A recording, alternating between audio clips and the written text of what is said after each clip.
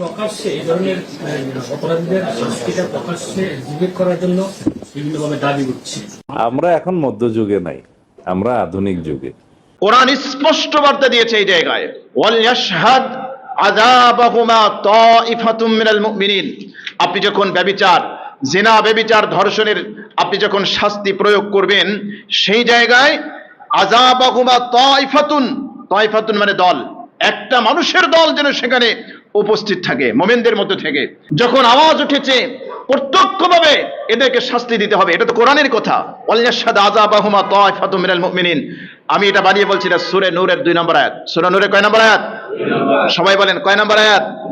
সূরা নূরের 2 নম্বর আয়াতের মধ্যে আল্লাহ রাব্বুল আলামিন জিনা, ব্যভিচারের শাস্তির বয়ান দিতে গিয়ে বলেছেন, একদল মানুষ যেন এটা প্রত্যক্ষ করে, এটা দেখে।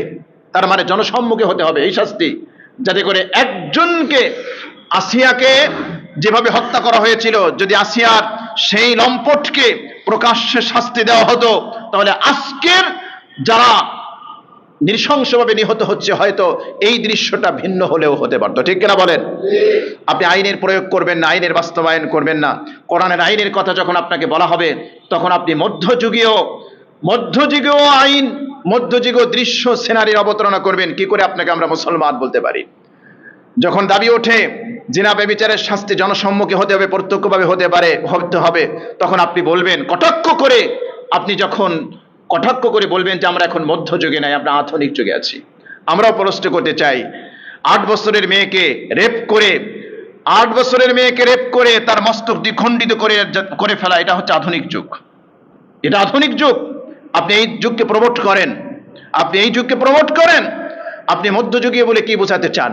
মধ্যযুগীয় বর্বরতার সাথে ইসলামের কোনো সম্পর্ক নেই। ইতিহাস আপনি ভালো করে পড়বেন, মধ্যযুগীয় বর্বরতার সাথে ইসলামের কোনো সম্পর্ক নেই, মধ্যযুগীয় বর্বরতা বলতে কি বোঝায়? খ্রিস্টবাদের সাথে বিজ্ঞানের সংঘাত ছিল, চার্চের সাথে, গির্জার সাথে বিজ্ঞানের যে সংঘাত ছিল, ওইটাকে বলা হয় মধ্যযুগীয় বর্বরতা। ইসলামের সাথে সুপ্রতিষ্ঠিত বিজ্ঞানের কোনো সংঘাত নাই। ইসলাম বিজ্ঞানকে হাত ধরে নিয়ে এসেছে।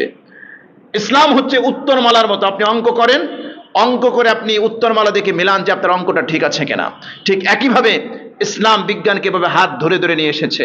কিন্তু আপনি খ্রিস্টবাদের সাথে পশ্চিমাদের কণ্ঠে মিলিয়ে আপনি ইসলামের আইনকে, আপনি শরিয়া আইনকে আপনি মধ্যযুগীয় বর্বরতা, মধ্যযুগীয় নির্যাতন বলে আপনি কটাক্ষ করবেন, আবার মুসলমান দাবি করবেন, আবার মদিনার ইসলাম দাবি করবেন।